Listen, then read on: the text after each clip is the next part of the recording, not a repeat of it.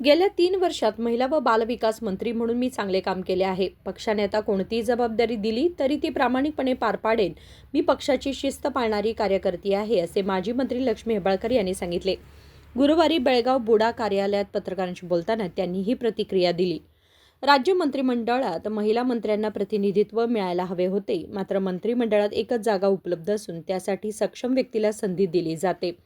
पक्षाच्या हायकमांडने मला कोणतीही जबाबदारी दिली तरी मी ते निष्ठेने पार पडेन, असे त्या म्हणाल्या.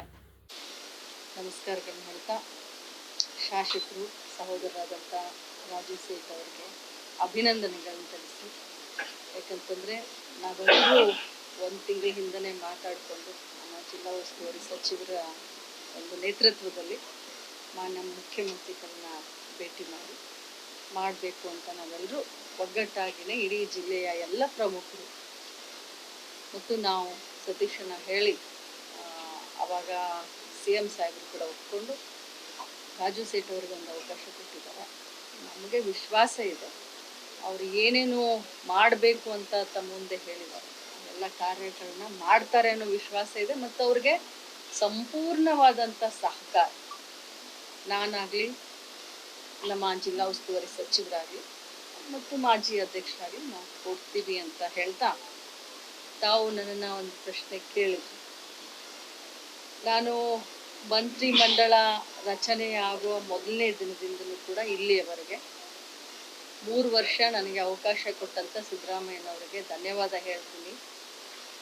ಮುಂದೆ ಪಕ್ಷ ಅವಕಾಶ ಕೊಟ್ಟರೆ ಕೆಲಸ ಮಾಡ್ತೀನಿ, ಕೊಡಲಿಲ್ಲ ಅಂತಂದ್ರೂ ಕೂಡ ಪಕ್ಷದ ಶಿಸ್ತಿನ ಸಿಪಾಯಿ ಆಗಿರ್ತೀನಿ ಅಂತ ಅವತ್ತಿಂದ ಹಿಡ್ಕೊಂಡು ಇದು ಒಂದೇ ಉತ್ತರವನ್ನು ನೋಡಿದ್ರೆ.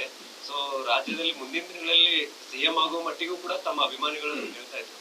ಸೊ ಈ ಬಾರಿ ತನಕಾಗಿ ಯಾಕೆ ಅಷ್ಟೊಂದು ಇದಾಯ್ತು? ಎಲ್ಲೋ ಒಂದ್ ಕಡೆ ಇಲ್ಲ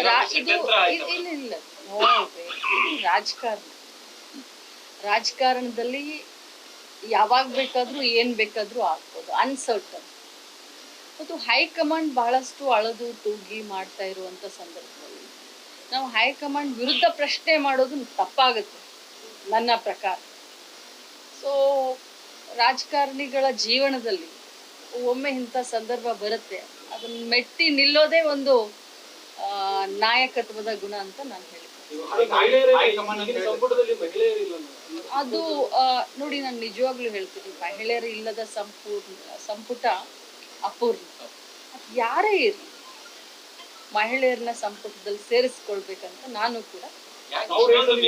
मुख्यमंत्री आणि पक्षाच्या हायकमांडचा निर्णयच आमच्यासाठी अंतिम असल्याचेही लक्ष्मी हेब्बाळकर यांनी सांगितले.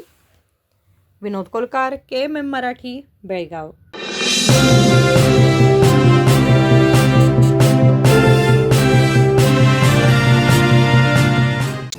Celebrate this Varamahalakshmi with Bhima from August 10th to 30th with offers that shine as bright as the festival itself.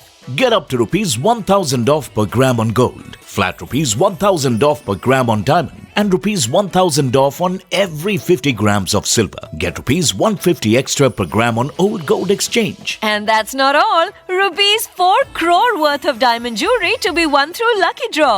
Offers available at all Bhima showrooms near you. TNC apply.